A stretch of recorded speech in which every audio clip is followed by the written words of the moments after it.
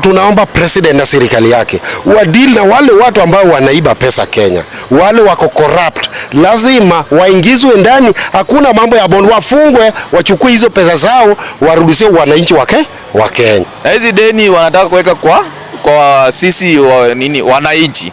Sisi pia tuko na madeni zetu bwana. Si mnachukua ushuru, muangalie venye mnalipa hizo deni. Kila Mkenya sasa analipa, ukinunua bread unalipa ushuru, ukipanda bike unalipa ushuru. Kila sekta imeallocatiwa budget, but I'm worried kumekuwa loto na migomo mingi sana. Na nashindwa kwa nini, kwani hiyo pesa inaendanga wapi? Na kila section inaallocatiwa budget yake. Ningeomba tu bei ya fuel iko reduced chini zaidi, upate that mwananchi wa China yuko burden, because the moment mafuta imepanda ina affect each and everything. Imetufinya sana.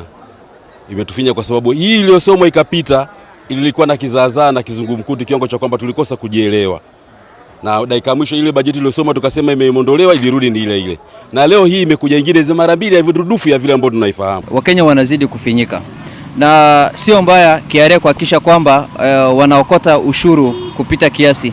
Lakini vile ushuru inazidi kupanda pia inazidi kuumiza Wakenya. Wizara ya usalama imepewa pesa mingi, hatukatai tunahitaji usalama, lakini ile ndio wizara ambayo inafanyiwa ufisadi zaidi, because iko na vitu kama confidential expenditure.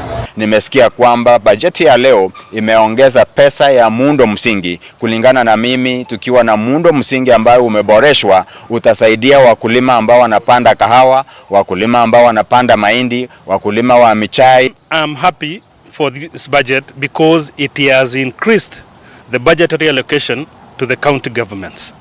Today we have one of the biggest budgets that have been sent to the county governments that will come down to where the people are.